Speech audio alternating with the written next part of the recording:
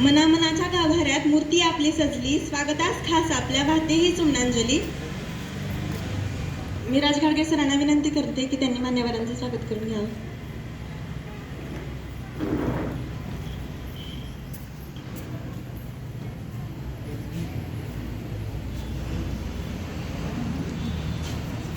हर्ष उल्हास आणि आनंदाने स्वागत सर्व मान्यवरांचे. सोहळ्यांच्या शुभसमयी या गाणे गातो सुस्वागताचे.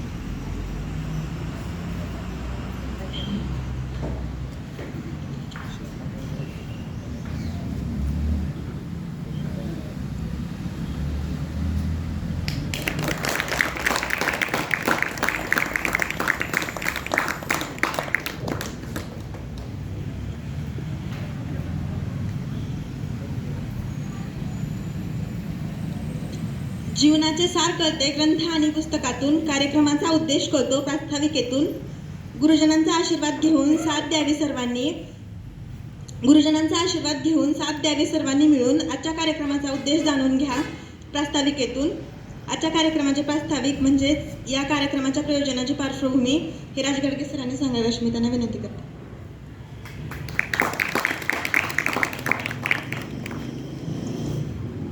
उपस्थित मान्यवर,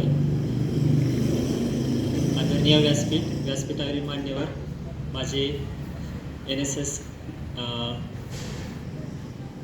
व्हॉलेंटियर्स, उपस्थित असलेले माझे प्राध्यापक वर्ग आणि सर्व शिक्षक वर्ग, आज आपण NSS कॅम्पच्या विशेष श्रमदान शिबिरासाठी इथं कार्यक्रम आयोजित केलेला आहे.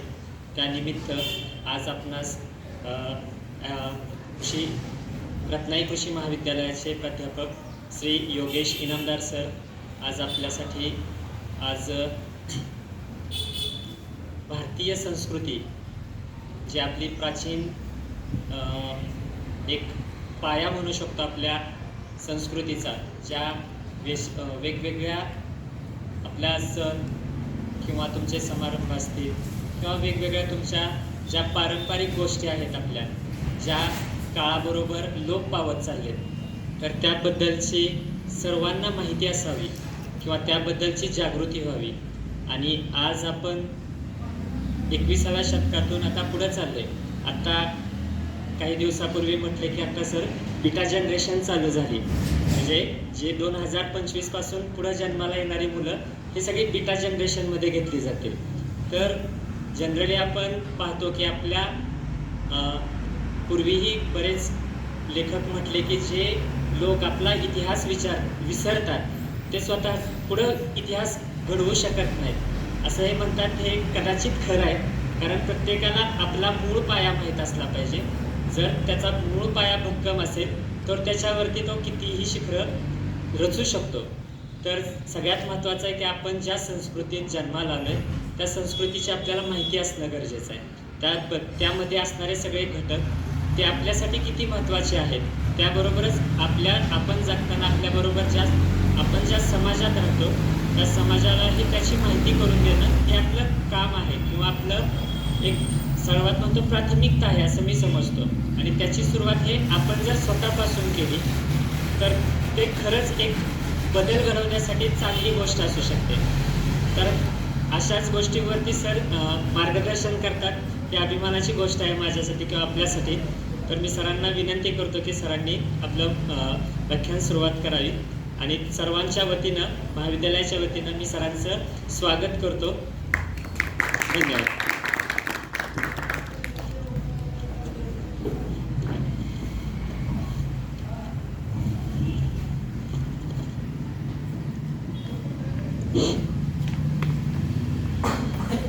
माळशिरस तालुक्याचे भागविधाते अक्कासाहेब व काकासाहेब,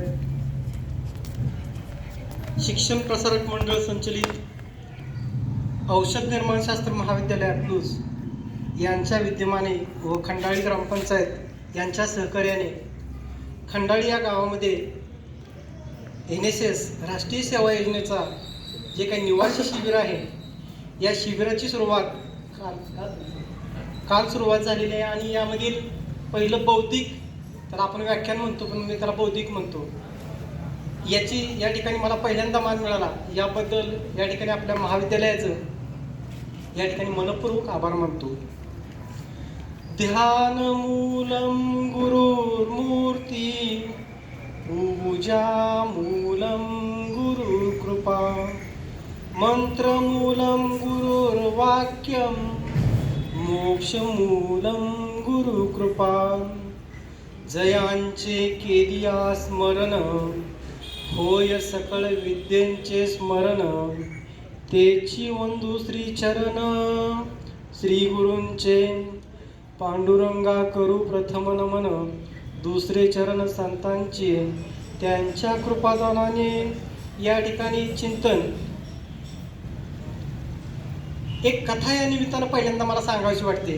पहिल्यांदा ज्यावेळेस मी इथं बसलो त्यावेळेस मी चेहरे बघितले की राष्ट्रीय सेवा योजनेच्या शिबिरामध्ये कंपल्शन म्हणून आलेले, सर्टिफिकेट मिळते म्हणून आलेले आणि काही विद्यार्थी उत्साहानं राष्ट्रीय सेवा योजना म्हणजे काय आणि त्याचा अनुभव घ्यायचा.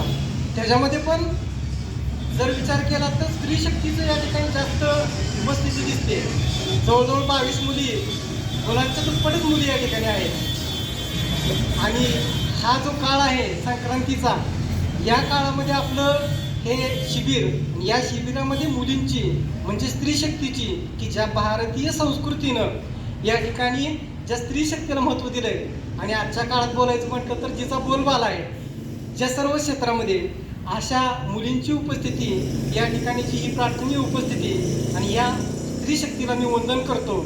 आणि मी जे काही या तुमच्या निमित्तानं मकर संक्रांतीविषयी अभ्यास केला, त्याचं जे काही चिंतन केलं, व्याख्यान नाही, ते आपल्यासमोर एक मित्रत्वाच्या नात्यानं या ठिकाणी मांडतोय. भारतीय संस्कृती यामध्ये सांगत असताना एक कथा सांगतो. सुरुवातीला एक राजा होता आणि त्या राजाला नेहमीप्रमाणे एक लाडकी मुलगी होती आणि त्या नुसती लाडकी नव्हती, ती रूपानं, गुणानं आणि अभ्यासानं सगळ्याच गोष्टीनं ती या ठिकाणी एक नंबर होती, अव्वल होती. ती ज्यावेळेस उपवाराला आली म्हणजे वयात आल्यानंतर लग्नाची कुठल्याही वडिलाला चिंता असते, त्याप्रमाणे राजाला देखील चिंता निर्माण झाली. राजा राज्यामध्ये सर्वत्र या ठिकाणी तिला वर शोधू लागला. परंतु वर शोधत असताना त्या मुलीला, राजाच्या मुलीला जसा पाहिजे तसा वर या ठिकाणी मिळत नव्हता आणि तो वर शोधून शोधून राजा दमला. तिने एक दिवशी मुलीला बोलवलं जवळ आणि विचारलं की नेमकं तुझं काय अपेक्षा आहे. तर आजकालच्या मुलीसारख्या अपेक्षा नव्हत्या.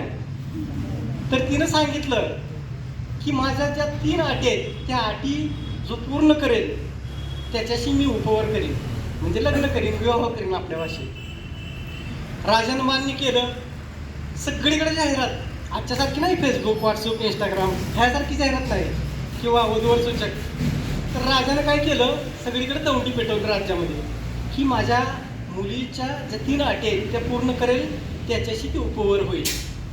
सर्वजण राज्यामधले जे विद्वान होते, अभ्यास करणारे होते, ते सगळेजण आले. तिच्याबरोबर चर्चा करायची, तिच्या 3 प्रश्न ती सांगायची, परंतु तिचं उत्तर कोणालाच देता आलेलं नव्हतं. सरतेशेवटी काय झालं, ही सगळीकडं अफवा कसं म्हणतो किंवा एक विचारधारा सगळीकडे पसरली की राजाच्या मुलीचं लग्न करायचं, परंतु तिच्या 3 अटी आणि तिचे प्रश्न, त्याचं उत्तर कोणच देऊ शकत नाही. बाळावर मेंढपाळ, म्हणजे त्याला आपण धनगर म्हणतो, की मेंढपाळ मेंढर राखत होता आणि त्याच्यापर्यंत ती बातमी पोहोचली. त्याच्यापर्यंत पोहोचल्यावर म्हणला त्यात काय अवघड आहे, म्हणला मी उत्तर देतो राजाच्या मुलीची. मग त्यानं संपर्क साधला आणि राजवाड्यामध्ये सगळी मेंढर घेऊन आला. राजाची मुलगी बसली इकडे, तो समोर आहे. म्हणला सगळ्यांना प्रश्न पडला, एवढे सगळे विद्वान उत्तर देऊ शकले नाहीत तर मेंढपाळ कसं उत्तर देणार. पहिला प्रश्न तिनं असं विचारला, असं खुणवलं, त्यानं मान हलवलं पहिल्या प्रश्नाला. सगळे चकित झाले, उत्तर कसं काय. तिने विचारला प्रश्न कळलं पण नाही, त्याला होय पण म्हणला. राजाची मुलगी म्हणजे उत्तर मिळालं. दुसरा प्रश्न विचारला, असं केलं, त्यानं मुंडकं हलवलं धनगरानं. दुसऱ्या प्रश्नाचं उत्तर मिळलं. तिसरा प्रश्न विचारला, असं केलं बघ त्यानं असं केलं बघ, असं केलं उत्तर मिळालं त्यानं. सगळ्या धनगरवाड्यात कालवा सुरू झाला. राजा आता धनगराच्या मुलाचं मेंढपाळाचं लग्न राजाच्या मुलीबरोबर, राजाचा जावई व्हायचं म्हणल्यावर काय चेष्टा आहे का. आता कोणाचा जावई व्हायचं हेच प्रश्न निर्माण झाला. तर सगळं थाटामाटात लग्नाची तयारी चालली. लग्नाची तयारी झाल्यावर राजाचा जो वजीर होता तो हुशार होता. त्या वजिराने विचार केला की नेमका काय प्रश्न विचारला आणि नेमकं उत्तर काय दिले. तो गेला धनगराच्या मेंढपाळाजवळ गेला. धनगराजवळ त्याला प्रश्न विचारला, अरे ते तुम्ही दोघांनी तिनं विचारलं, तू पण उत्तर दिलं, काय होतं प्रश्न. तर ती म्हणला, या सगळ्या मेंढरात मला एक मेंढी द्यायची का. ती म्हणला, होय मला त्यात काय द्यायला जाते, एक मेंढी दिल्यावर लग्न जर करायचं जमत असेल तर काय अडचण नाही म्हणला. दुसरा प्रश्न काय होता म्हणला. दुसरा प्रश्न म्हणला, एवढ्या सगळ्या मेंढरात अजून 2 मेंढरं मागितले म्हणला. होय म्हणतो म्हणला. तिसरा प्रश्न मात्र ज्यावेळेस तिनं असं केलं त्यावेळेस त्याला वाटलं अजून एक मेंढी मागते काय, म्हणून त्यानं असं केलं, नाही म्हणला. हे ऐकून वजीर चकित झाला. असला कसला प्रश्न, असलं कसलं उत्तर. पुन्हा गेला राजाच्या कन्येजवळ. कन्येजवळ गेल्यावर तिला प्रश्न विचारला, तू काय प्रश्न विचारला होता. तर ती म्हणाली, ह्या विश्वाची निर्मिती अशी खून करून ती एका चैतन्य शक्तीमधून झालेली आहे. ही पहिला प्रश्न होता. म्हणजे दुसरा प्रश्न काय होता, ह्या विश्वाची निर्मिती स्त्रिया आणि पुरुष ह्यामधून नंतर वाढत गेली. म्हणजे हो, पहिली निर्मिती चैतन्य शक्तीपासून, त्यापासून 2 असं झालं. तिसरा प्रश्न काय होता की हे विश्व म्हणजे पृथ्वी नागशेषावर तरलेले आहे. म्हणजे नाग म्हणजे नागाच्या फणीवर तरलेले आहे. म्हणून ती प्रश्न असं विचारलेला होता, फणीवर तरली पृथ्वी. त्यानं उत्तर दिलं की असं. म्हणजे ह्या दोघांच्या प्रश्न आणि उत्तरामध्ये कुठं ताळमेळ आहे का, नाही. तसा आपली भारतीय संस्कृती पुराण 4 वेद, ऋग्वेद, यजुर्वेद, सामवेद, अथर्ववेद, 6 शास्त्र, 18 पुराण, 64 कला, ही सगळं जे काय आहे ह्या बाबतीत काय झाले, घडून 4-5 हजार वर्ष होऊन गेलेले आहेत. गॅप पडलेला आहे, कम्युनिकेशनचा गॅप पडलेला आहे आपल्यामध्ये. त्याच्या मागे असणारे जे काही आध्यात्मिक रहस्य आहे, भौगोलिक रहस्य आहे, सांस्कृतिक रहस्य आहे आणि आपल्या सगळ्या धर्माशी निगडीत आहे, परंतु वैज्ञानिक रहस्य पण आहे या पाठीमागे. ह्या सगळ्या गोष्टी लुप्त पावलेल्या आहेत. म्हणजे आपण सांगणारा वर आहे, स्टेजवर आहे, उंचीवर आहे आणि आपण खूप अंतरावर लांब आहे. आपल्या दोघांमध्ये जे कम्युनिकेशन गॅप आहे त्याचं जे ही द्योतक, ही कथा जी सांगायची होती ह्यामागचं तात्पर्य जे होतं की आपल्यामध्ये जे ऐकून घेण्याची क्षमता आणि सांगणाऱ्याची क्षमता, तो उंचीवरून सांगतो तेवढ्या आणि आपण ऐकतो आपल्या स्तरावर. ठीक आहे, मला सांगायचं काय कळलं का. म्हणून मला पण वाटलं की संक्रांत हे आपण लहानपणापासून आता जिल्हा परिषद शाळेपासून बघत आले, तिळगुळ घ्या, गोड बोला, मुखारा सगळं घ्या, सगळं माहिती आहे. परंतु ह्याच्या पाठीमागचं रहस्य काय आहे ते जाणून घ्यावं असं मला वाटलं. म्हणून मी ते अभ्यास या तुमच्या निमित्तानं केलेला आहे, ते तुमच्यासमोर व्यक्त करतोय. बघा, नवीन वर्ष आपलं म्हणजे इंग्रजी कॅलेंडर प्रमाणे नवीन वर्ष संपल्यानंतर एक थंडीचं वातावरण निसर्गामध्ये तयार झालेलं असते आणि अशा वातावरणामध्ये ह्या प्राचीन काळापासून जर सांगायचं म्हटलं या संक्रांतीचं महत्त्व, तर आर्य ध्रुव प्रदेशामध्ये राहत होते. ध्रुवामध्ये 6 महिने, ध्रुव प्रदेशामध्ये 6 महिने रात्र आणि 6 महिने दिवस, म्हणजे पूर्ण अंधकारमय 6 महिने आणि पूर्ण उजेडात म्हणजे सूर्याचा प्रकाश असलेले 6 महिने असे तिथं हे होतं. ज्या दिवशीपासून दिवस सुरू होतो त्या दिवशीपासून संक्रांत असं आर्य काळामध्ये देखील मानलं गेलेलं होतं. त्यानंतर महाभारतामध्ये भीष्म यांना इच्छामरण प्राप्त झालेलं होतं. त्यांचं इच्छामरण प्राप्त झालेलं होतं. त्यांनी या मृत्यूला देखील थांबवून ठेवलेलं होतं. तो जो काळ होता तो दक्षिणायनचा काळ होता की ज्या काळामध्ये काळ अंधार, आपले जसं ह्या काळामध्ये दिवस मोठा आणि रात्र लहान असते, रात्र मोठी आणि लहान दिवस असतो.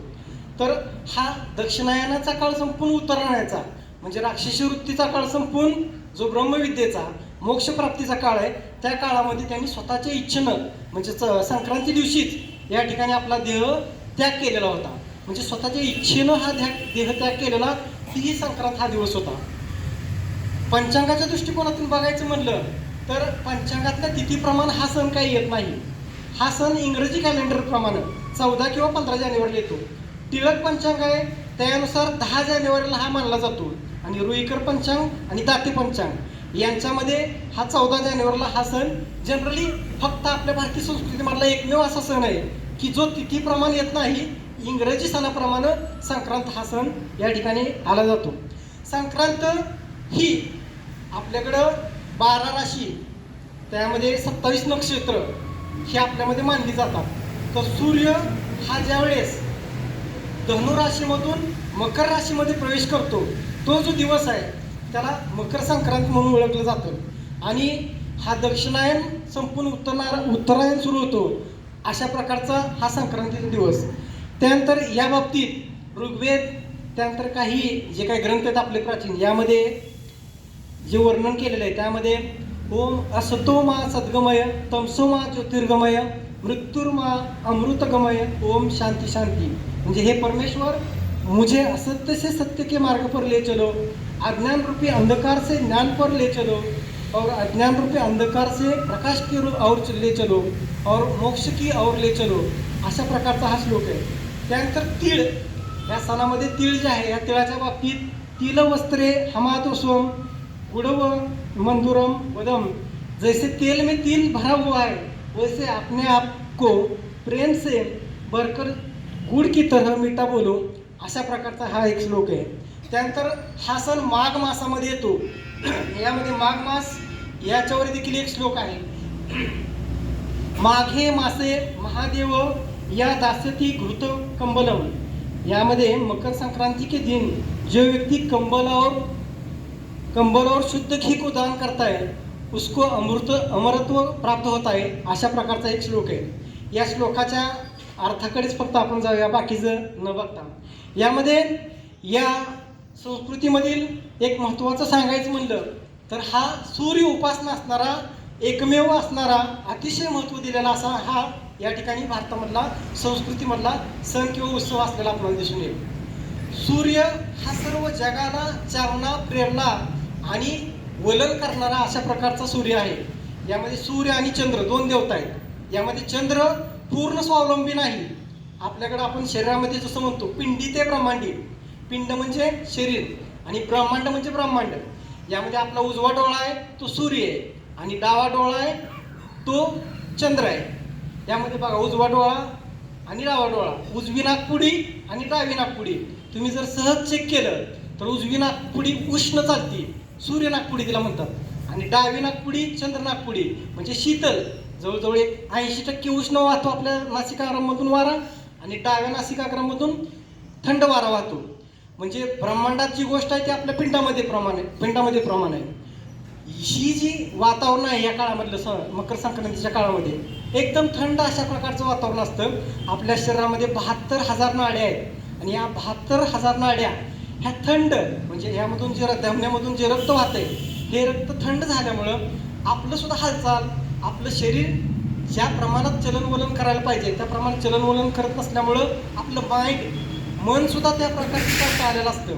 त्यानंतर आपली बुद्धी, मन बुद्धी चित्त आणि अहंकार हे सगळं मिळून आत्मतत्व बनलंय असं म्हटलं जातं आपल्या संस्कृतीमध्ये. तर आपलं शरीरच थंड असेल तर आपण ह्या सगळ्या गोष्टी या ठिकाणी चैतन्यप्रमाणे करू शकत नाही किंवा आपलं रोजचं जे नेहमीचं जीवन आहे ते एक प्रकारे त्याला शिथिलता आलेली असते. ही शिथिलता संपवण्यासाठी ही ऋतू भारतामध्ये आपल्या बघा आपण इंग्रजी कॅलेंडरप्रमाणे न मोजता जर हेमंत शिशिर हे जी काही ऋतू आहेत आपल्या मराठी कॅलेंडरप्रमाणे यामध्ये हेमंत ऋतू संपून शिशिर ऋतूमध्ये म्हणजे दोन्हीच्या मध्यावर असलेला हा मकर संक्रांत हा सण आहे. तर या ठिकाणी ही थंडी काय निर्माण करते आपल्या शरीरामधलं जे अज्ञान रूपी म्हणजे थोडक्यात या काळामध्ये दिवस लहान रात्र मोठी, शरीरामध्ये थंडी उष्णता कमी आणि जरी शरीरामध्ये उष्णता असली तर ती उष्णता शरीरामध्येच व्याप्त होऊन राहिलेली असते, प्रगट झालेली नसते.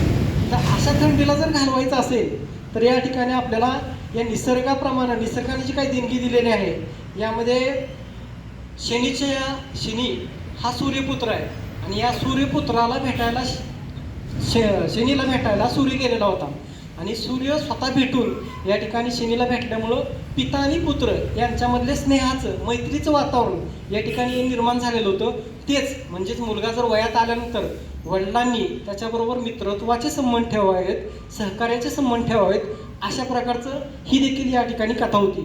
मकर संक्रांतीचं महाराष्ट्रामधलं जर स्थान बघितलं आपल्याकडे मकर संक्रांत हा सण 3 दिवस साजरा केला जातो. भोगी, संक्रांत आणि किंक्रांत.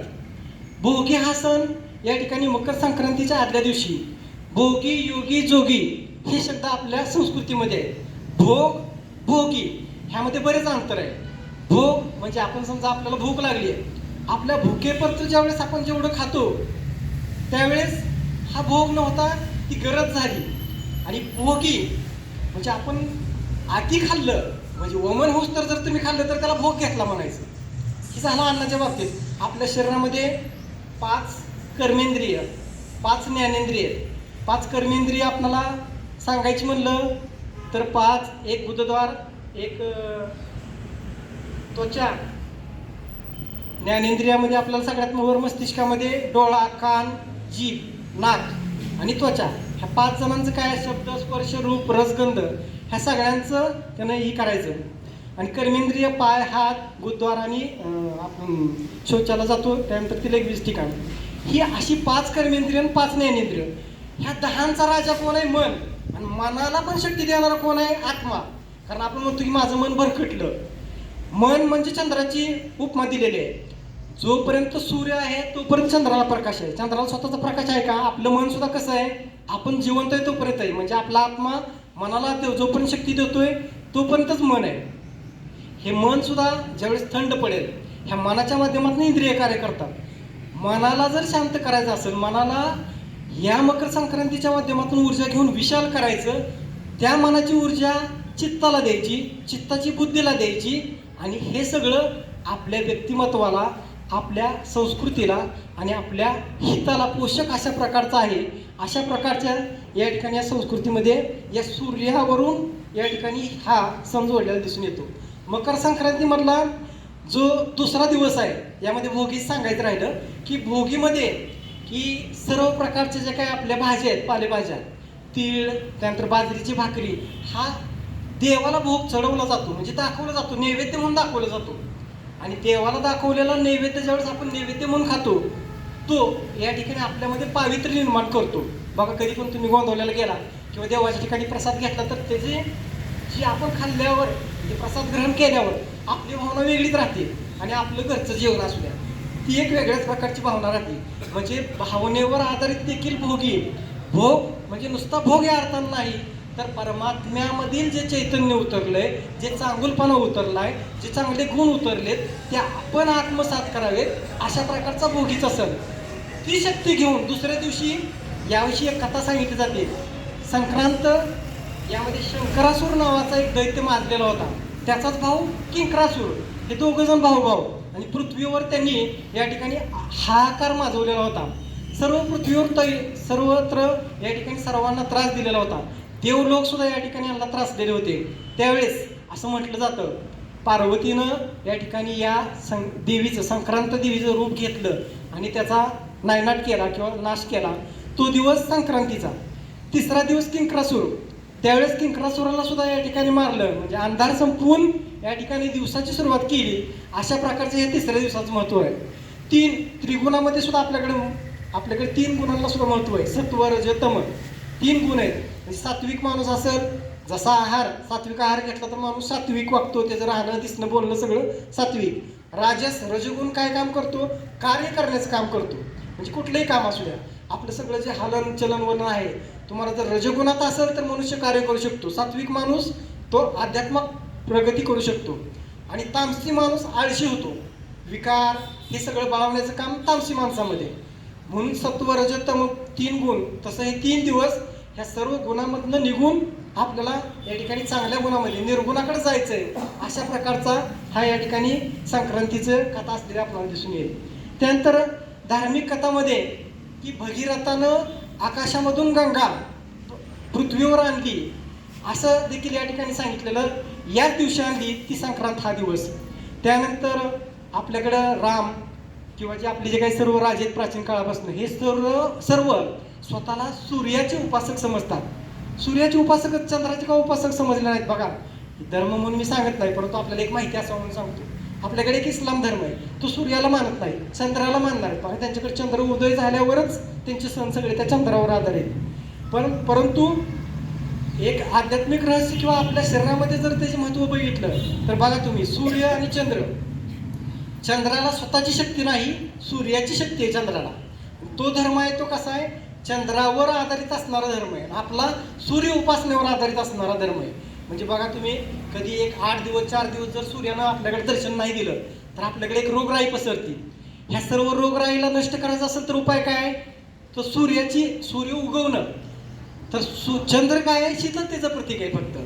परंतु चंद्रोदय त्या धर्मामधला एक तुम्हाला एक मुद्दा सांगतो, आपल्या आणि त्या धर्मामधला फरक. आपलं हे मस्तिष्क आहे, त्यांच्याकडे एक चंद्राची चक्र आहे. बघा, आपले मस्तिष्क असं फिरवलं तर बरोबर चंद्राची चक्र आहे. आपल्या हिंदू धर्मानं अभ्यास कशाचा केला आहे? सगळा अभ्यास केला. ओंकार जर बघितला तुम्ही, ज्ञानेश्वरीमध्ये ओवे आहे, ओंकार किंवा एक अभंग पण आहे, ओंकार प्रधान रूप गणेशाचे. आणि ज्ञानेश्वरीमधली ओवी काय, आकार चरण युगल, उकार उदर उशाल, मकार मंडल महाकारे मस्तिष्क आकारे. म्हणजे आपलं जे मस्तिष्क आहे हे त्या ओंकारामधला जो पुढचा टिंब आहे, शेवटचा टिंब, त्याचा देखील आपण अभ्यास केला आहे. तो टिंब कशाशी जोडला जातो, तीळ. आपलं तीळ केवढं आहे, छोटंच तीळ आहे. त्या तिळाचा सुद्धा आपण अभ्यास केला आहे. ही आपली संस्कृती आहे. त्यांनी कुठपर्यंत अभ्यास केला आहे, त्या शरीरामधलं एवढं आहे इथपर्यंतच. आपण हितनवर सुद्धा अभ्यास केला आहे.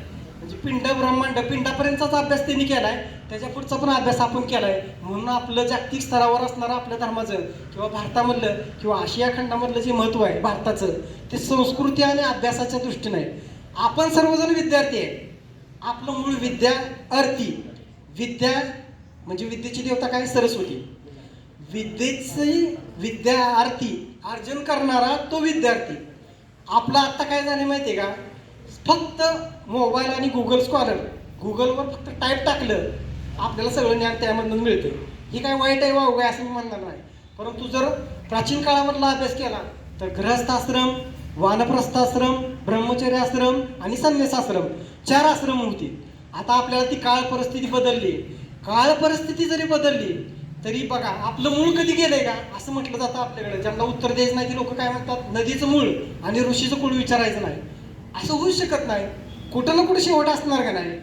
पण नदीचं मूळ म्हणजे आणि ऋषीचं कुळ. ऋषीचं कुळ म्हणजे काय, आता बघा आपण सगळे जे आलोय बघा, तुम्ही प्रत्येक ॲग्रिकल्चरमध्ये किंवा आपलं तुम्ही औषध निर्माण शास्त्रामधले विद्यार्थी आहे, आपल्या सगळ्यांचं कुठं ना कुठं शेवट प्रारंभ असणार आहे का नाही. कुठं ना कुठं समजा माझे वडील आहेत, माझ्या वडिलांचे वडील, वडिलांचे वडील, कुठेतरी त्याला शेवट आहे ना, सुरुवात. ही सुरुवात कुठं आहे ह्याचा अभ्यास.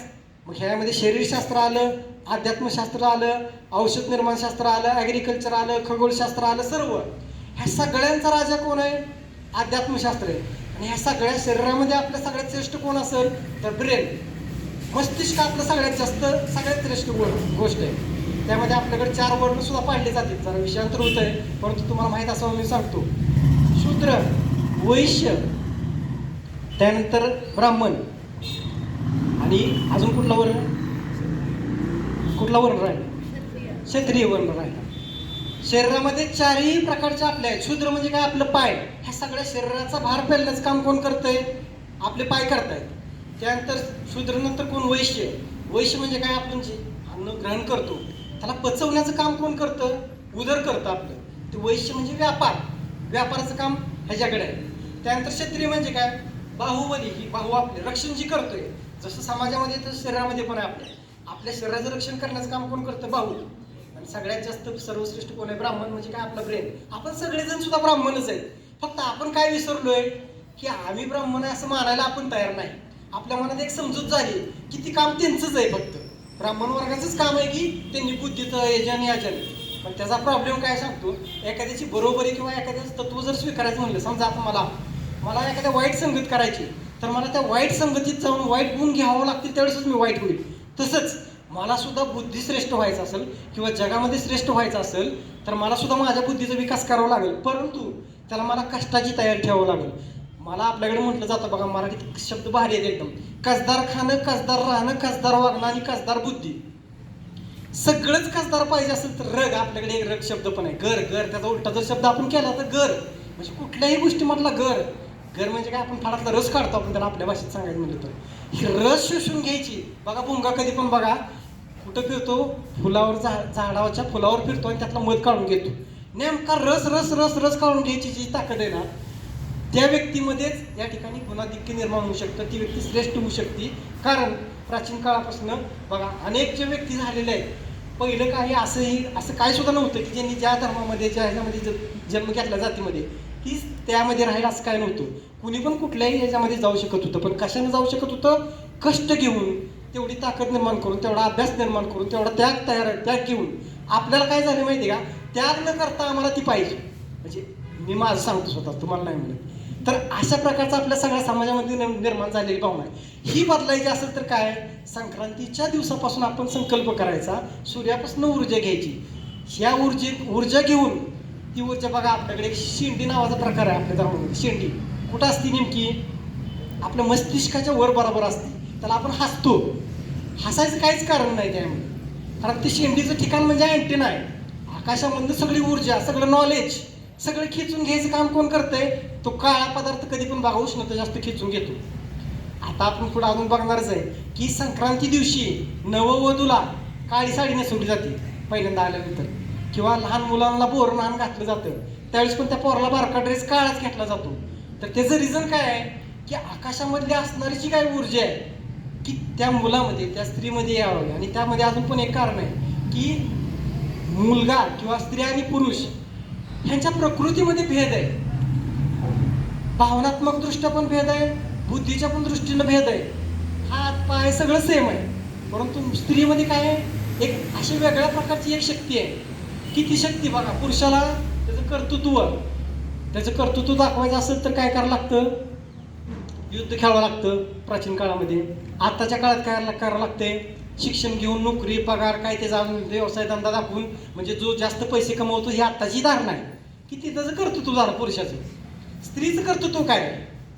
स्त्रीचं कर्तृत्व काय म्हणायचं? स्त्री आता पुरुषांच्या बरोबरीने शिकायला लागल्या ही भाग वेगळा, पण तिचं कर्तृत्व सगळ्यात जास्त काय आहे? स्त्रीची सगळ्यात जास्त एनर्जेटिक किंवा स्त्रीचं सगळ्यात जास्त महत्व काय? ती एका मुलाला जन्म देऊ शकते.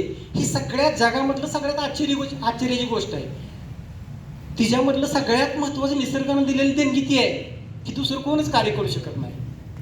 ही स्त्रीमधलं सामर्थ्य फक्त त्याला आता काय झालंय की स्त्रियांनी सुद्धा शिकून ही निर्माण केलं पाहिजे, स्वतःचं अस्तित्व निर्माण केलं पाहिजे, मान्य आहे. परंतु तिच्याकडली जे असणारं मातृत्व आहे, आणि या मातृत्वाला बघा, लहान मुलाला सुद्धा संस्कार करायला वडील कधी संस्कार करत नाही, आईच संस्कार करते मुलाला. आणि हे संस्कार देण्याचं काम फक्त स्त्रीच करू शकते. प्राचीन काळामध्ये पण तुम्ही बघितलं जर गार्गी मैत्रीय ह्या स्त्रियांनी ऋषींबरोबर वाद घातलेला आहे, त्या वादामध्ये त्यांनी विजय मिळवलेला आहे. म्हणून आपल्या संस्कृतीमध्ये बघा 3 दिवे म्हणजे 3.5 पिठांचं वर्णन आहे. 52 मातृका आणि 3.5 पिठं. त्या 3.5 पिठामध्ये कोल्हापूर वणीची सप्तशृंगीची वणी आणि तुळजापूरची देवी, ह्या सगळ्या देवींचंच महत्व सांगितलं बघा. पुरुष सुद्धा कुणाला पूजायला जातो? देवीकडनं ऊर्जा घ्यायला जातो. त्याच्याही पेक्षा बघा, प्राचीन काळापासून सगळ्या सणामध्ये राक्षस मातल्यावर उठल्यावर सगळ्या पृथ्वीवर तर हाहाकार माजवल्यावर कुणी म्हणजे त्याचा नाश कुणी केला? देवीचं रूप घेऊन कुणी केला? स्त्रीनंच केला. अवतार घेऊन स्त्रीनंच केला. पुरुषांनी अवतार घेऊन कधी मारला असं काही झाले का? स्त्रीचं महात्म्य ह्या सणानं सगळ्यात जास्त सांगितलेलं आहे. असो, त्यानंतर स्त्रियांच्या या सणाच्या सूर्य दृष्टिकोनातून महत्व व्यक्त करत असताना की जगामध्ये हे सण कुठल्या कुठल्या नावाने ओळखले जातात ते देखील आपल्याला पाहावं लागतं. नेपाळमध्ये थारू या नावाने या ठिकाणी हा संक्रांत हा सण साजरा केला जातो.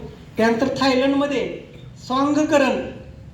स्वांगकरण या नावाने हा सण साजरा केला जातो. बांगलादेशमध्ये शंकरेन आणि लाओसमध्ये पी लाओ, म्यानमारमध्ये हियान, उत्तर प्रदेशमध्ये तर आता जो कुंभमेळा चाललेला आहे त्याच्या अगोदर कुंभमेळा नसला तर दरवर्षी या ठिकाणी माघ महिन्यामध्ये ज्या काही या पवित्र नद्या आहेत, गंगा या नदीच्या काठावर सर्वजण या ठिकाणी एकत्रित येऊन स्नान करतात. स्नान करण्यापाठीमागचा उद्देश काय की या ठिकाणी स्नान करून ह्या नदीसारखं पवित्र व्हावं आपलं मन, बुद्धी, चित्त, अहंकार, आणि ती ऊर्जा सूर्याकडनं मागून घ्यायची, अशा अर्थानं या ठिकाणी या स्नानाला महत्त्व आहे. पश्चिम बंगालमध्ये गंगा नदी सागराला जाऊन मिळते, म्हणून तिथं देखील या ठिकाणी हा सण मोठ्या प्रमाणामध्ये साजरा केला जातो. तामिळनाडूमध्ये पोंगल या नावाने हा सण साजरा केला जातो. तिथं 4 दिवस सुट्टी असते, शासकीय सुट्टी. यामध्ये पहिल्या दिवशी सरस्वतीची पूजा केली जाते, दुसऱ्या दिवशी या ठिकाणी मुलगी आणि जावई यांना बोलावून या ठिकाणी त्यांना यथोचित सत्कार केला जातो, तिसऱ्या दिवशी या ठिकाणी पतंग उडवला जातो, आणि चौथ्या दिवशी खीर, उघड्या असं निसर्गाच्या सानिध्यामध्ये खीर शिजवून ती खीर या ठिकाणी सर्वांना वाटली जाते. याप्रमाणे हिमाचल, गुजरात, आंध्र प्रदेश या ठिकाणी देखील हा सण साजरा केला जातो. या सणाच्या वेळी पतंग देखील या ठिकाणी उडवला जातो. याविषयी एक छोटीशी कथा सांगतो. तुमच्या चेहऱ्यावर जरा असं हिरकंबिरता दिसायला लागलेली आहे मला. त्या ब्राह्मणत्वावरून एक आठवलं मला की अकबराच्या दरबारामध्ये, अकबर बिरबल सगळ्यांनाच माहिती आहे, परंतु अकबराला वाटलं मला ब्राह्मण व्हायचं आहे, असं बिरबलाकडे हट्ट केला त्यानं. बिरबल म्हणला, जहानपणा तुम्ही काय हट्ट करू नका, ही काही सोपी गोष्ट नाही, त्याला सातत्यानं अभ्यास करून त्या पदापर्यंत तुम्हाला पोहोचावं लागेल.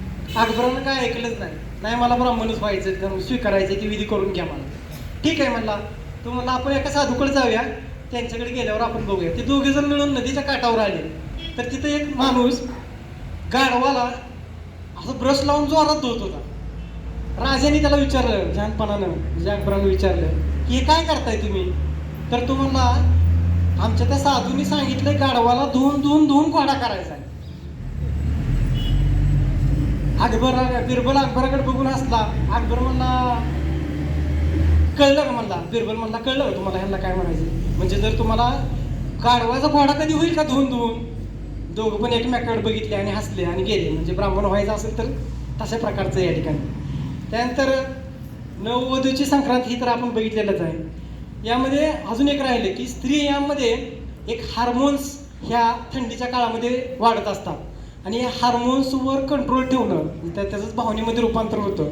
तर या दृष्टिकोनातून जे तीळ आणि गूळ यामध्ये तिळाचं जे महत्त्व आहे, यामध्ये तीळ खूप अतिशय या सणामध्ये महत्त्वपूर्ण आहेत.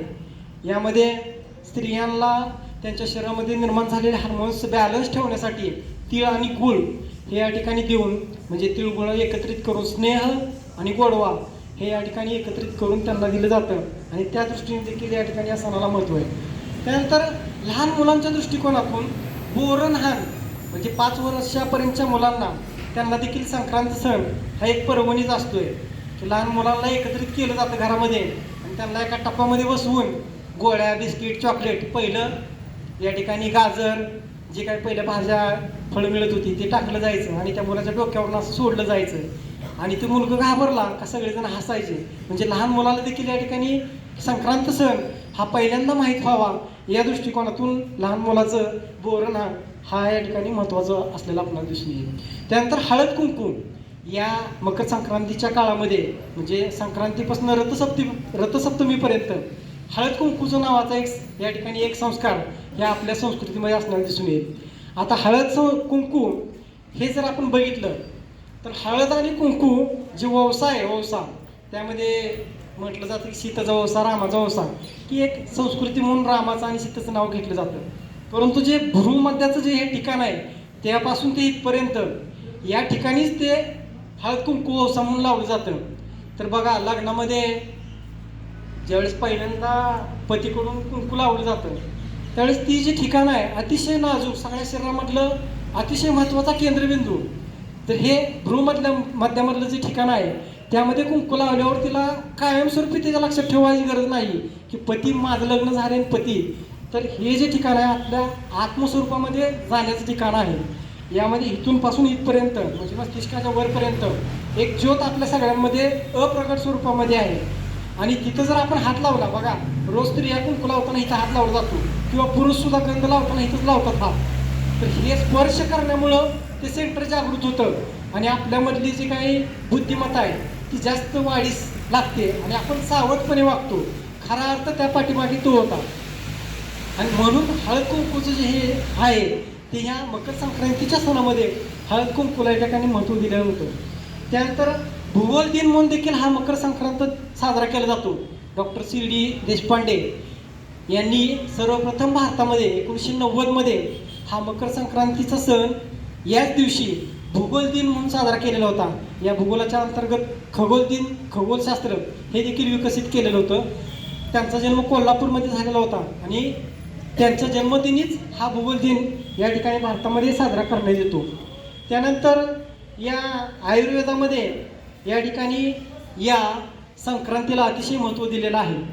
यामध्ये तीळ हे स्निग्ध म्हणजे तेल त्यामध्ये जास्त असते आणि गुळामध्ये या ठिकाणी उष्णता जास्त असते. तीळ आणि गूळ, तीळ हे चवीला तिखट, गोड आणि तुरट रसाचे असतात आणि त्यामध्ये स्वादिष्टपणा पण देखील असतो. पचायला देखील या ठिकाणी हे सोपे असतात आणि आपल्या शरीरामध्ये जो वात, कफ, पित्त झालेला आहे हे सगळं नाशकारक अशा प्रकारचं या तिळामध्ये असते. तीळ हे बुद्धी, भूक वाढवणारं आणि शरीर पुष्टिबळ करणारं देखील आहे. जर गुळाचा विचार केला तर नवीन गुळ हा कफ वाढवणारा असतो. जुना गुळ हा अधिक या ठिकाणी आपल्या शरीराला पोषक असतो. जसं जुना मध, जुनं तूप तसंच जुना गूळ देखील आपल्या शरीरामध्ये अधिक प्रकारची ऊर्जा निर्माण करणारा आणि आपल्या बुद्धीला बल देणारा असतो. त्यानंतर संक्रांतीमध्ये या ठिकाणी स्नेह आणि मैत्री असा हा या ठिकाणी सामाजिक, कौटुंबिक आणि धार्मिक दृष्टिकोनातून देखील महत्त्व आहे. आपल्या बोलण्याने, आपल्या वागण्याने जर कुणी दुखवलं गेलेलं असेल तर त्यांच्यापाशी आपण जाऊन तिळगुळ देऊन पुन्हा या ठिकाणी पुन्हा पूर्ववत अशा प्रकारचे संबंध निर्माण व्हावेत, अशा प्रकारचं हा या ठिकाणी देऊन आपण करतो. आपल्याकडे तिळा दार उघड म्हणजे जी काही खजिना भरलेला आहे याचं दार उघडण्याचं सामर्थ्य देखील या तिळात या ठिकाणी असलेलं आपल्याला असतं. जिथं मुलीचे तीळ तांदूळ ठरलेले असतील तिथेच मुलगी जाईल, अशा प्रकारची म्हण देखील या ठिकाणी या आपल्याकडे असलेलं आपल्याला दिसून येईल. त्यानंतर विवाह ठरल्यानंतर देवाला या ठिकाणी पत्रिका द्यायला जात असताना या ठिकाणी तिळाचा लाडू देखील ठेवला जातो आणि मौजी बंधनाच्या वेळी देखील या तिळाच्या लाडूचं महत्त्व असलेलं आपल्याला दिसतं. त्यानंतर रुखवतावर तिळाचं महादेवाची पिंड देखील आपण देतो. त्यानंतर आयुर्वेदामध्ये पंचकर्म चिकित्सेमध्ये स्नेहनासाठी म्हणजे शरीरावर तिळाचं तेल या ठिकाणी लावून मालिश केली जाते. त्यानंतर तीळ कुटून त्याची पावडर देखील आपल्या शरीराला लावली जाते. कुठं सूज आली असेल तर या ठिकाणी हे तिळाचं गरम पाणी करून ते शरीराला लावलं जातं, ते कमी होतं. त्यानंतर आपल्या जन्मापासून मृत्यूपर्यंत ह्या तिळाचं महत्त्व आहे. माणूस मेल्यानंतर सुद्धा 10व्या दिवशी या ठिकाणी त्याला तिलांजली अर्पण करण्यासाठी तिळाचं तेल या ठिकाणी अर्पण केलं जातं. त्यानंतर यज्ञामध्ये हवनासाठी देखील तीळ वापरलं जातं. आध्यात्मिक दृष्टिकोनातून संतांनी या तिळाचं वर्णन केलेलं आहे. तिळा एवढे बांधून घर आत राहे विश्वंभर, तिळा एवढे हे बिंदुले त्यात त्रिभुवन कोंदटले. म्हणजे तिळा एवढं घर बांधून त्यामध्ये परमात्मा राहतोय. आपल्याकडं आत्मतत्वाचं जे वर्णन केलेलं आहे ते तिळा एवढं वर्णन आहे. म्हणजे तुकाराम महाराजांनी एक अभंग म्हणलेला आहे बघा, तुका आंध्रण एवढा, तुका आकाशा एवढा. म्हणजे तुका तिळा एवढा सुद्धा आहे आणि आकाश एवढा सुद्धा आहे. तर त्याचा अनुभव तुकाराम महाराजांनी घेतलेला आहे आणि त्याचं वर्णन या ठिकाणी त्यांच्या ग्रंथामध्ये करून ठेवलेलं आहे. अशा या तिळाचं अजून देखील वर्णन आहे. हरिहराच्या मूर्ती बिंदुल्यात येतील, हे कृष्ण बिंदूचं मर्म या ठिकाणी या तिळासाठी ठेवलेलं आहे. त्यानंतर आपण संध्याकाळी शिवम करोती कल्याण आर्जम धन संपदा, त्यामध्ये तिळाचं वर्णन, तिळाचे तेल कापसाची वात दिवा जळू सर्रात, हे देखील तिळाचं वर्णन त्या ठिकाणी आलेलं आहे. त्यानंतर मूर्ती लहान पण कीर्तिमान हे तिळाच्या बाबतीत आपल्याला म्हणावं लागतं. त्यानंतर मरावे परंतु कीर्ती रुपये उरावे, अशा प्रकारचं देखील या ठिकाणी तिळाला महत्त्व दिलेलं असतं. त्यानंतर या सणामध्ये सुगड किंवा त्याला आपण काय म्हणतो खण हे देखील वापरलं जातं. ह्या खणाचा जर अर्थ जर आपण आपल्याला काय माहिती, फक्त एक मातीचं बनवलेलं एक खण आहे, सुगड आहे एवढंच म्हणून आपण पाहतो. आपलं शरीर आहे हे पंचमहाभूतांनी बनलेलं आहे. पृथ्वी, आप, तेज, वायू, आकाश. ज्यावेळेस आईच्या गर्भामध्ये पहिलं या ठिकाणी आपलं ज्यावेळेस पहिलं जो एक कोश तयार होतो त्या कोशामध्ये हे पंचतत्व या ठिकाणी आलेलं आहे आणि या पंचतत्वापासून देह बनला आहे. म्हणून 5 सुगडं वापरलेले असतात आणि या 5 सुगडावर एक टोपण झाकलेलं असतं. म्हणजे आपलं हे शरीर ह्याच्यावरलं मस्तिष्क ह्या सर्वामध्ये सुगड आणि खण, ह्या खणामधून एक दान देण्याची प्रथा आहे. दान देत असताना बघा तिळाच्या लाडूमध्ये या ठिकाणी सोन्याचं नाणं हे दिलं जातं. गुप्त दानाला महत्त्व आहे. हे सगळं जे नॉलेज आहे हे सगळं गुप्त स्वरूपामध्ये आहे. आपण जे सगळं जे आता वर्णन करतोय हे सगळं दिसणारं अशा प्रकारचं वर्णन नाही. या ठिकाणी या सर्व गोष्टी आपल्याला दिसून येतात. त्यानंतर ह्या सगळ्यांच्या महत्त्वामध्ये आपल्याला महाराष्ट्राच्या दृष्टिकोनातून एक शेवटचा पॉईंट सांगतो की या मकर संक्रांती दिवशी महाराष्ट्राच्या दृष्टिकोनातून अतिशय हृदयकारक किंवा एक स्मरणामध्ये राहण्यासारखी एक गोष्ट घडलेली आहे, ती आपल्याला माहीतच असेल. 14 जानेवारी 1761 रोजी मराठ्यांच्या दृष्टिकोनातून, मराठीशाहीच्या दृष्टिकोनातून, महाराष्ट्राच्या दृष्टिकोनातून, महाराष्ट्रातल्या स्त्रियांच्या दृष्टिकोनातून या ठिकाणी अतिशय एक महत्त्वाची घटना घडलेली होती. पानिपतची 3 युद्ध झालेले आहेत. या 3 युद्धामधलं शेवटचं जे युद्ध आहे ते 1761 मध्ये मराठी विरुद्ध अहमदशाह अब्दाली यांच्यामध्ये जे हे युद्ध झालेलं होतं त्याला आपण मराठीशाहीच्या दृष्टिकोनातून मोहीम असं म्हणतो, युद्ध न म्हणता. या पानिपतवर मराठ्यांना जी काही रसद पुरवायला जी लांबून इथून पुरवली गेली नाही, त्या रसदेच्या अभावामुळे आणि आपल्या सरदारांच्या मध्ये असलेली पेदिली या अभावामुळे मराठ्यांनी उपाशीपोटी स्वतःचं शौर्य सामर्थ्य दाखवून या पानिपतवर या ठिकाणी शौर्याने लढले. परंतु यामध्ये सगळ्यात जास्त मनुष्यहानी या ठिकाणी आपली झालेली होती. स्त्रियांच्या दृष्टिकोनातून का महत्त्वाचं म्हणतो तर असं वर्णन केलं जातं की कितीतरी या ठिकाणी लाख म्हणजे स्त्रियांच्या बांगड्या फुटल्या म्हणजे काय झालं, त्यांचे पती वारले. म्हणजे स्त्रीचं सौभाग्य काय असते बघा. त्या दिवशी संक्रांती दिवशी आपण काय मागतो, हळद कुंकूच्या वेळेस किंवा देवाला ज्यावेळेस पुजतो, तुळशीला याला ज्यावेळेस पहिल्यांदा पुजतो, की सौभाग्य म्हणून त्याला पूजन करत असतात की माझं सौभाग्य नीट राहावं.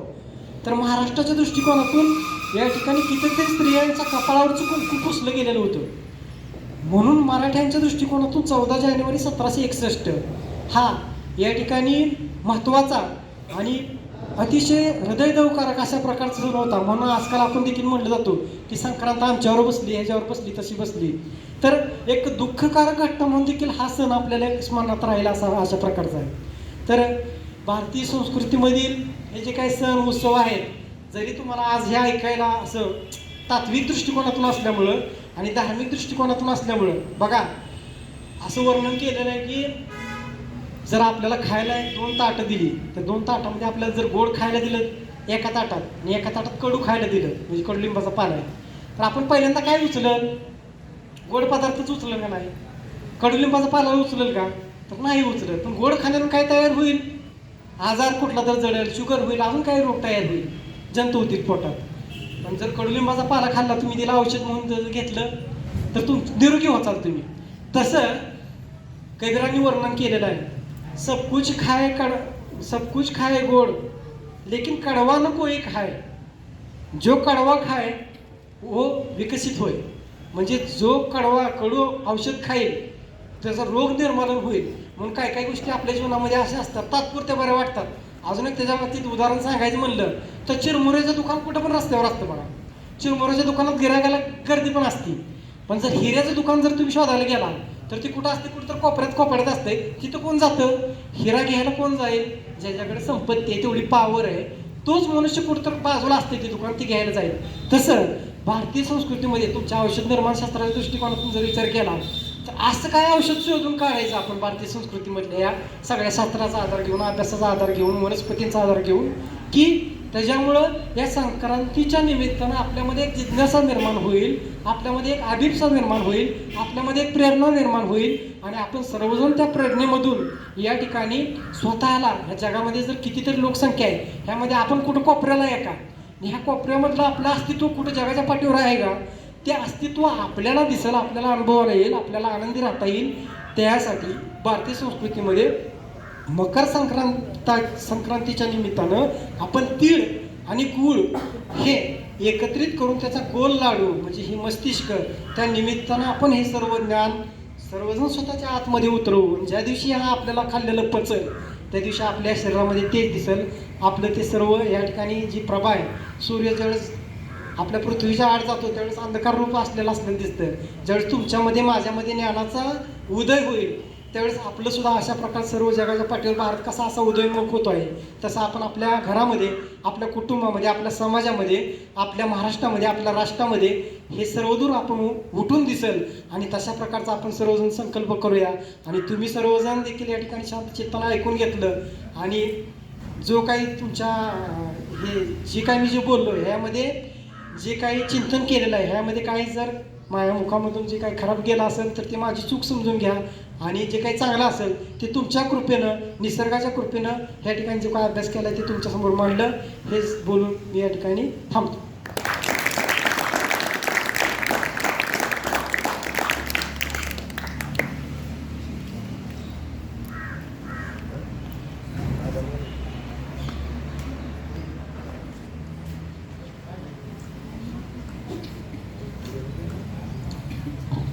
प्रास्ताविक झाले, मनोगत झाली, अतिथींच्या येण्याने कार्यक्रमाला शोभा आली. आपल्या मार्गदर्शनाने